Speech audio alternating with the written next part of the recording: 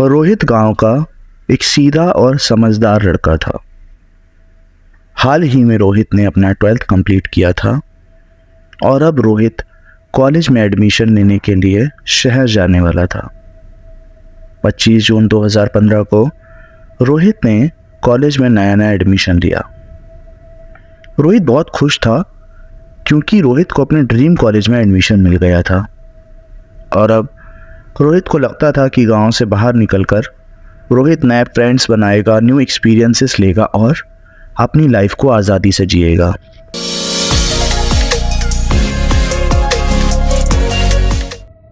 College से रोहित को hostel का रूम नंबर 5 अलॉट किया गया।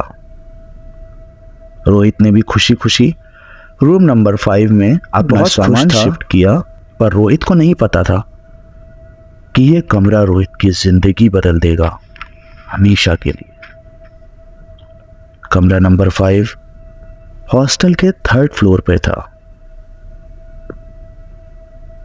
जब रोहित कमरे के पास पहुंचा तो उसने देखा कि कमरे का दरवाजा पुराना और टूटा हुआ था। जैसे ही रोहित ने दरवाजा खोला तो एक तेज आवाज के साथ दरवाजा खुल गया और रोहित ने रूम में एंटर किया। रोहित जब कमरे में अपना सामान शिफ्ट कर रहा था तो रोहित ने महसूस किया कि कमरे के अंदर बाहर से ज़्यादा ठंड है और एक अजीब सी सरसराहट पूरे के पूरे कमरे में गूंज रही थी। और रोहित ने इन सब चीज़ों को इग्नोर किया और अपना सामान शिफ्ट करके डिनर करने चला गया। डिनर करते हुए रोहित के अच्छे दोस्त बने, जिनसे बात करते हुए रोहित को काफ़ी रात हो गई। और वापस रोहित जब सोने के लिए अपने कमरे में आया तो बहुत थका होने के कारण जल्दी ही रोहित की आंख लग गई। आधी की रात में रोहित को अचानक एहसास हुआ कि उसके कमरे से कोई बहुत तेज आवाज़ आ रही है। जब रोहित उठा, उसने उठकर देखा तो देखा खिड़कियां अपने आप खुल रही थीं और बंद हो रही थीं। जब रोहित खिड़कियों के पास गया तो उसने देखा बाहर बहुत तेज तूफान आया था। तो रोहित को लगा शायद तूफान की वजह से खिड़कियां अपने आप बार बार खुल रही और बंद हो रही हैं। रोहित ने खिड़कियां बंद की और वापस सोने चला गया। जैसे ही रोहित की आंख लगी, सडनली रोहित को महसूस हुआ कि कोई उसके बिस्तर के पास खड़ा है। रोहित हड़बड़ा कर उठ गया और रोहित ने जब अपनी आंखें खोलकर देखा तो रोहित को एक काली परछाई दिखी। अब रोहित को डर लगने लगा था। जैसे जैसे रात होती जा रही थी, रोहित डर रहा था। रोहित ने जैसे तैसे सोने की कोशिश की और जैसे ही सुबह हुई तो रोहित ने अपने दोस्तों को ये सब बताया। रोहित के दोस्तों ने सारी बात को मजाक में डाल दिया। उस रात वापस से जब रोहित सोने गया तो रोहित को फिर लगा जैसे कोई रोहित के बिल्कुल पास खड़ा है। रोहित ने जब मुड़कर देखा तो कोई भी नहीं था।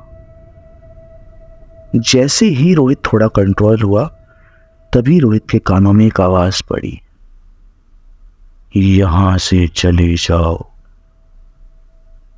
यहां से चले जाओ। रोहित बहुत डर गया और डरकर भागने लगा और वो पूरी रात अपने कमरे के अंदर नहीं आया और बाहर ही बैठा रहा।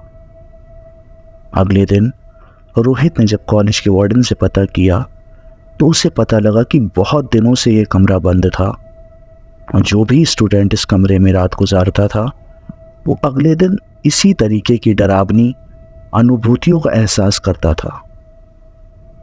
उसे पता लगा कि बहुत टाइम पहले यहाँ एक बहुत ब्रिलियंट स्टूडेंट रहता था जो अपनी पढ़ाई के आगे किसी और को ध्यान नहीं देता था। पर अचानक से एक दिन वो स्टूडेंट अपने आप गायब हो गया।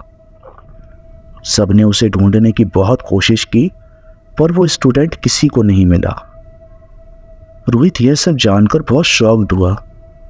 फिर खुद को कंट्रोल करते हुए रोहित ने अपने मन में सोचा कि जब तक उसे दूसरा कोई रूम नहीं मिल रहा है तब तक वो यहाँ रुकेगा और जल्द ही तो किसी और रूम में शिफ्ट कर लेगा।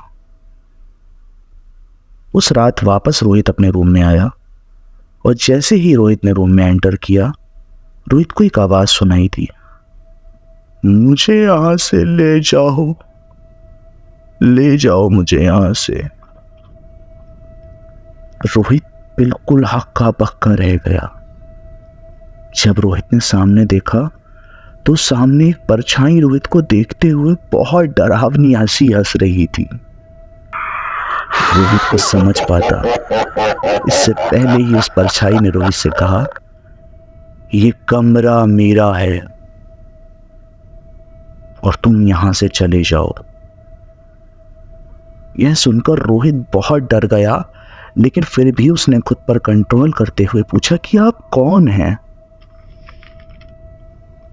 और यहां क्या कर रहे हैं।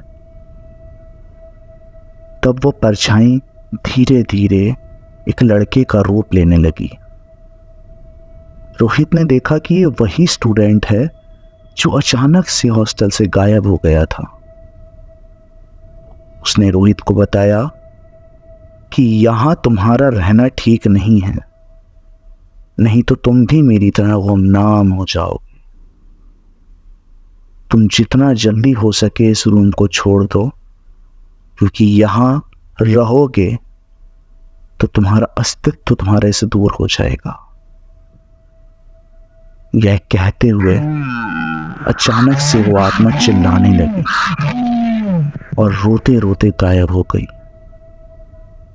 ये सब देखने के बाद रोहित ने डिसाइड किया कि वो उस रूम से किसी और रूम में शिफ्ट हो जाएगा। और रोहित ने अगले ही दिन अपने रूम को चेंज करवाने के लिए एप्लीकेशन दिया और उसे रूम नंबर 11 अलॉट हो गया। कहते हैं आज भी उस रूम से रात में हंसने की, रोने की और चिल्लाने की तेज तेज आवाजें आती रहती हैं। तो दोस्तों, क्या लगता है आपको, किसने उस स्टूडेंट को गुमनाम किया? कैसे वो इतना इंटेलिजेंट स्टूडेंट अचानक से कॉलेज से गायब हो गया? प्लीज कमेंट करें और बताएं। तो साथ ही साथ वीडियो को लाइक भी करें। अगर आपको वीडियो पसंद आए तो प्लीज़ वीडियो को शेयर करना ना भूलें और द क्रिएटिव इवान चैनल को सब्सक्राइब करें